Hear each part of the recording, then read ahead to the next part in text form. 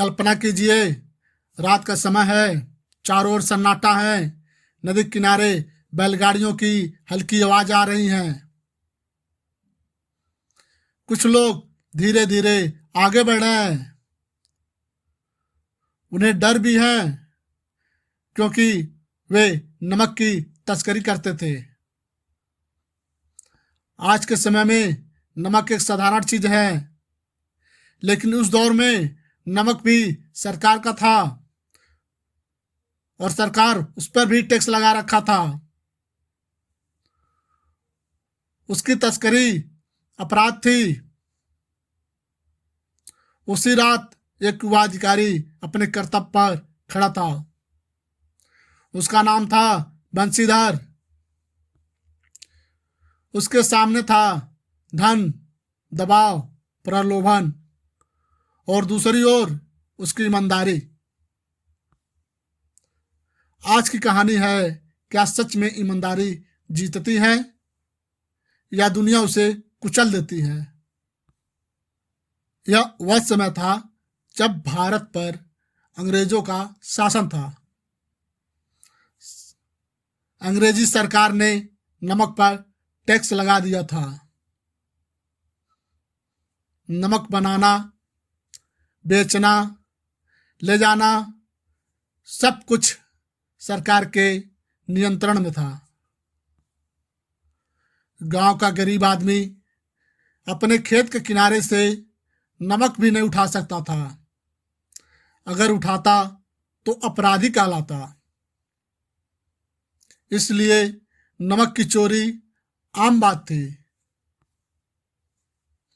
रात के अंधेरे में लोग गाड़ियां भरकर नमक ले जाते थे। सरकार ने रोकने के लिए दरोगा नियुक्त किए। जो पकड़ ले उसे इनाम, जो ना पकड़े उसे सजा। लेकिन सच यह था, अक्सर दरोगा पकड़ते कम थे, रिश्वत ज्यादा लेते थे। बंशीधर एक युवा ब्राह्मण थे। पढ़े लिखे थे, दिमाग के तेज थे, लेकिन घर की हालात बहुत कमजोर थी। उनके पिता बूढ़े हो चुके थे। घर में आर्थिक तंगी थी। नौकरी की जरूरत थी। बहुत प्रयास के बाद उन्हें नमक विभाग में दरोगा की नौकरी मिली। यह नौकरी सम्मान की थी और कमाई का अवसर भी। लोग कहते थे, नमक विभाग में लग गए हैं, अब तो घर बदल जाएगा। पर बंशीधर अलग थे। उनके चेहरे पर शांत गंभीर थी। वे नौकरी को सेवा समझते थे। जब बंशीधर नौकरी पर जाने लगे तो उनके पिता ने उन्हें बुलाया। पिता ने कहा, बेटा, दुनिया किताबों से नहीं चलती। नौकरी में ईमानदारी अच्छी है, लेकिन थोड़ा व्यवहार भी जरूरी है। उन्होंने समझाया, सरकारी वेतन से घर नहीं चलता, ऊपर की कमाई भी देखनी होती है। पिता का आवाज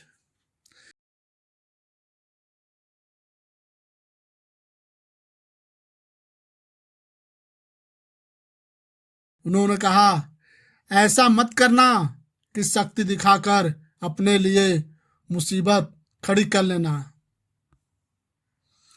दुनिया ताकत और पैसों से चलती है। बंशीधर चुप रहे। उन्होंने सिर झुका लिया, लेकिन उनके भीतर एक आवाज थी जो कह रही थी, अगर मैं भी समझौता कर लूं तो फिर फर्क क्या रह जाएगा। उनकी आंखों में आत्मविश्वास था। उन्होंने मन ही मन निश्चय किया, मैं तो अपना कर्तव्य ही करूंगा, अपने कर्तव्य से नहीं हटूंगा। ठंडी हवा चली। एक रात ठंडी हवा चल रही थी। नदी किनारे धुएं छाई हुई थी। गश्त पर थे। अचानक उन्हें दूर से बैलगाड़ियों की आवाज सुनाई दी। घंटियों की हल्की झंकार। उन्होंने सिपाहियों को रोका, सावधान रहने को कहा। कुछ ही देर में कई गाड़ियां सामने आई। गाड़ियों में बोरे लदे थे। बंशीधर ने आवाज लगाई, रुको। गाड़ियां रुक गई। पूछताछ हुई। पता चला ये गाड़ियां पंडित उलोपुद्दीन की हैं। पंडित उलोपुद्दीन इलाके के सबसे जमींदार बस नमक है। यह सुनते ही बंशीधर सतर्क हो गए। उन्होंने बोरे को खुलवाए। अंदर सचमुच में नमक था। कानून के विरुद्ध उन्होंने आदेश किया, सब जब्त होगा। यह सुनते ही पंडित जी का चेहरा बदला। उन्होंने धीरे स्वर में कहा, दरोगा जी, गलती हो जाती है। फिर उन्होंने संकेत किया। एक थैली आगे बढ़ाई। एक छोटी सी भेंट। बंशीधर शांत रहे। थैली खोली गई। चमचमाते रुपए। पंडित जी बोले, 500 हैं, रात की ठंड में काम आएंगे। बंशीधर चुप। राशि बढ़ी।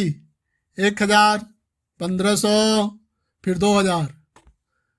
रात गहराती गई। राशि बढ़ती गई, लेकिन बंशीधर का चेहरा नहीं बदला। दरोगा जी, 5000 ले लीजिए। उस समय 5000 एक बहुत बड़ी रकम थी। इतनी राशि में घर बन सकता था, कर्ज उतर सकता था, जीवन बदल सकता था। सिपाही भी बंशीधर की ओर देखने लगे, लेकिन बंशीधर की आवाज कठोर थी। उन्होंने कहा, कानून कानून है, आप गिरफ्तार हैं। यह सुनते ही पंडित जी सन्न रह गए।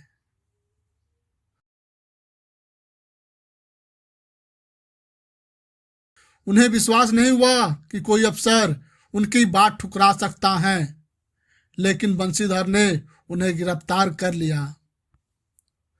सुबह होते ही खबर फैल गई। पूरा शहर चर्चा करने लगा, दरोगा ने ओलंपिक पंडित जी को पकड़ लिया है। अदालत में भीड़ लग गई। जज आए, वकील आए, गवाह आए। लेकिन पंडित जी के वकील बहुत चालाक थे। उन्होंने तर्क दिए, गवाह खरीदे, कागज घुमा दिए। धीरे धीरे मतलब बदलने लगा। अब ऐसा लगने लगा जैसे बंशीधर ही गलती कर दिए हो। जज ने सबूतों की कमी बताई और अंत में पंडित जी को बरी कर दी। अदालत से निकलते समय लोग उनके सम्मान में खड़े हुए। उधर बंशीधर अकेले खड़े थे।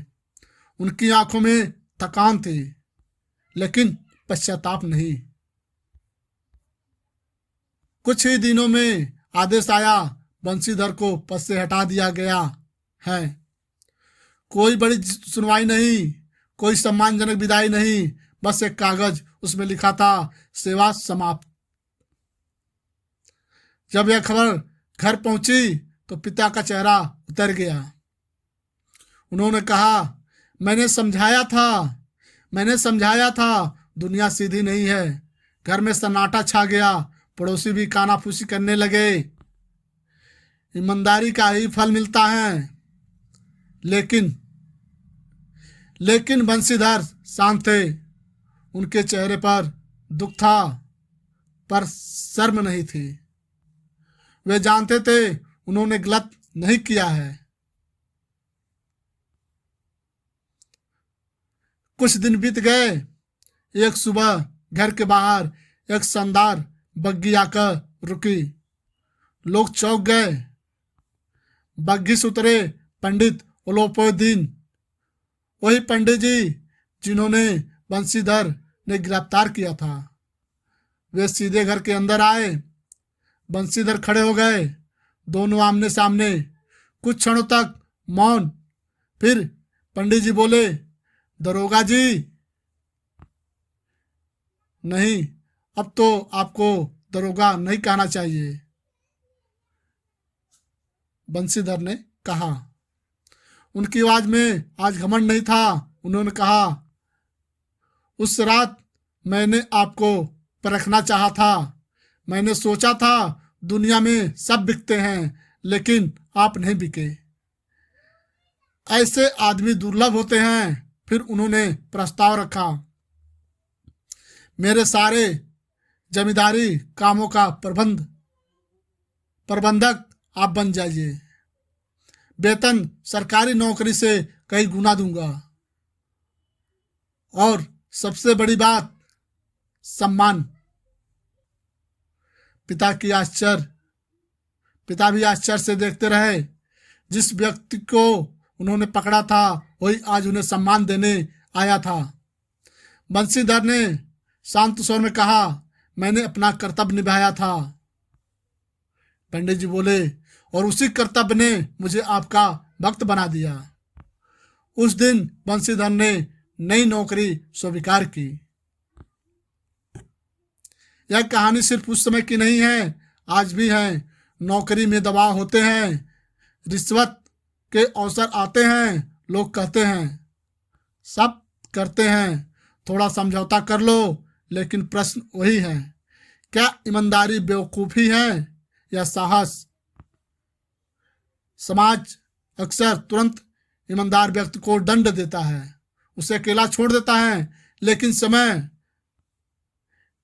समय अंततः सच्चाई का सम्मान करता है। ईमानदारी हमेशा तुरंत नहीं जीतती, लेकिन जब जीतती है तो वह अस्थायी जीत होती है। नमक का दरोगा सिर्फ एक कहानी नहीं, यह प्रश्न है, क्या हम बंशीधर बन सकते हैं? जब सामने धन हो, दबाव हो, डर हो, क्या हम कह सकते हैं कानून कानून है? मुंशी प्रेमचंद्र जी हमें यही सिखाते हैं, ईमानदारी कभी सस्ती नहीं होती, उसकी कीमत चुकानी पड़ती है।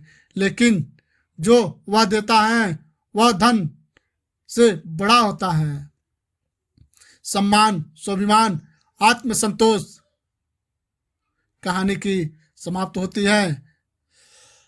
यह हर व्यक्ति में जीवित है। यह हर व्यक्ति में जीवित है जो कठिन रास्ता चुनता है।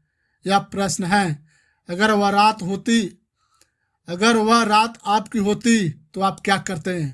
कमेंट में जरूर लिखिए और बताइए कि बंशीधर सही थे या पंडित जी।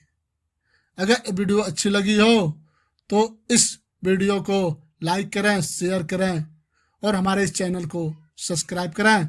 फिर मिलते हैं अगले वीडियो में। तब तक के लिए जय हिंद, जय भारत, वंदे मातरम।